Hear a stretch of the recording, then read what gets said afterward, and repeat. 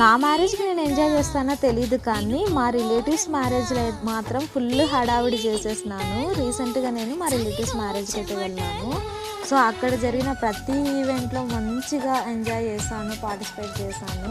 హల్దీకి అయితే నేను ఇంతగా సెటప్ అయ్యి రెడీ అవ్వడం ఇదే first time. Yellow colour dress వేసుకొని కోన్ పెట్టించుకొని అలాగే అక్కడ అందరితో హ్యాపీగా అయితే గడిపేసినాను.